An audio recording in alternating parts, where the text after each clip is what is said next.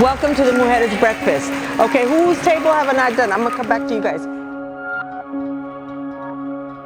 Oh, the women rule in the mission. Let's get that straight. We rule. Oftentimes the men are in the leadership positions or the face of an organization. There's the women who are kicking butt doing the work. I'll put that on. I'll sign my name in blood to that one. It's the women who are doing the work by far, by far.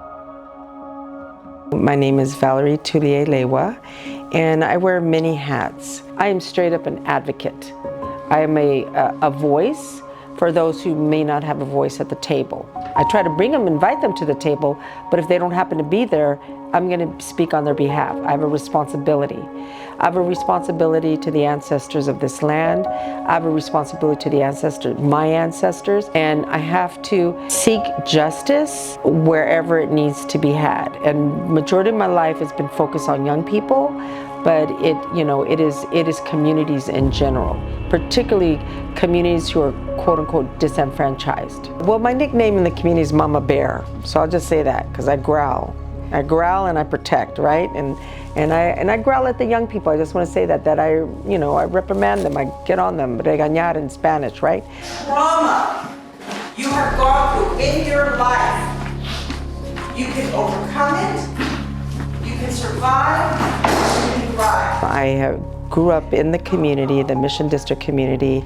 I've worked for a nonprofit for many, many years. And for the first 2 years of the pandemic, I helped with other people collaboratively develop the Latino Task Force as a COVID response. During the pandemic, just really used my voice when we had to go toe-to-toe with the Department of Health. We needed access to testing, community testing, because the facilities that existed were not culturally or linguistically appropriate for our community, and they weren't community-based. So we had testing sites that were grounded in community. Vaccines, we advocated for vaccines. That was a huge fight to let us do the testing, to let us, the community, distribute the vaccines. Anything that there's an issue, I'm there. It's very interesting. The very first week of the shelter-in-place order, a few of us got on the call. We're like old community activists, and we said, what are we going to do?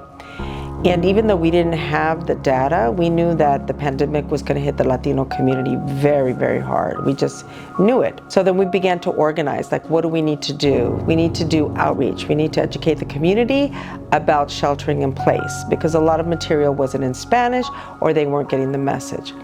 The other thing was food, because people were like automatically from one day to the next had lost their jobs. So of course they were in need of food. So Roberto Hernandez, who's an activist, he set up a distribution from his garage, and then we later, within a month, we moved it to Mission Language Vocational School. We also figured out education. So all these kids were being sent home. They had no laptops, they had no Wi-Fi, and many of them, particularly the families who were poor, low income, didn't even have a space for their kids to do this at-home learning. And so we did a whole series of workshops educating parents and having them access the school system.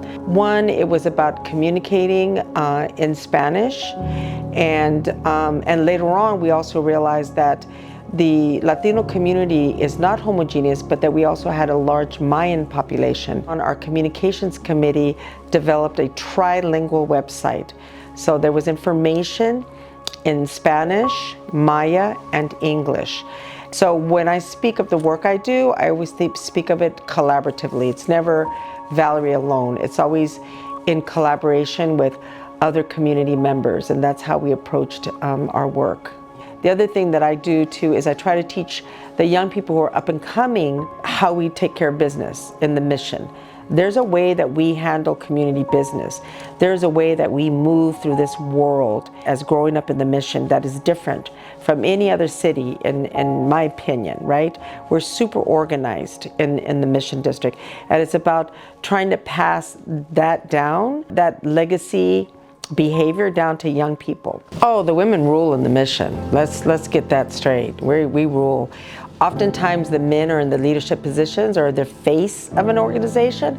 There's the women who are kicking butt doing the work. I'll put that on. I'll sign my name in blood to that one. It's the women who are doing the work by far, by far. So the women kick butt. We're doing the work. We are doing the work. I think what we need to do as women, though, is to be in leadership positions. And we are. There's some who are executive directors. We need to not only be doing the work, but we also need to be in the decision-making role. We need to make the decisions. You all need to consult with us because we have a different perspective. We don't necessarily, and I don't want to sound stereotypical, but we don't carry a male ego. We carry a female ego, but it's for something else. And our natural instinct is to be motherly or to be protective, to look out for family. Always we take care of our family, but that gets extended to community, taking care of community. For marginalized women and for particularly women of color, tap in to your ancestors. Whatever struggles you are going through, your ancestors had it worse. Step up. Acknowledge that you are here because someone survived in your lineage.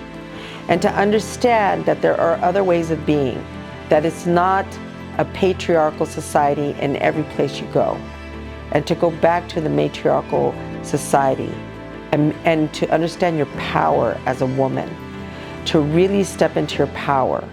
This society objectifies women so much and really disrespects women and their rightful place in society. You know, in many indigenous communities and cultures, the women are the ones who call the shots. They have a council of women.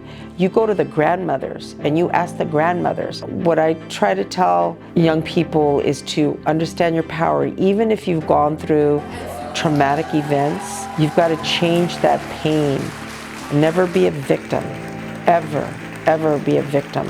And we as women, we get subtly victimized every day, all day. Learn your power, learn strength from that. Learn and to be powerful and to know your place and to have your voice and to be unafraid and unapologetic for who you are. Sometimes I'm the big mouth in the room. Sometimes I've got something to say. I got an opinion on everything.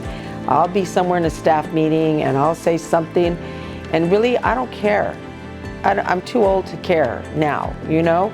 And not to be shy, not to overdo it. I mean, don't talk just for the sake of talking, but you know, think about it, study, educate yourselves, you know, and even though the mainstream educational system is not meant for us, get that education because you need those degrees to play their game. I just want to say my bottom line is to really fight racism at every level. So I'll just leave it at that. Okay.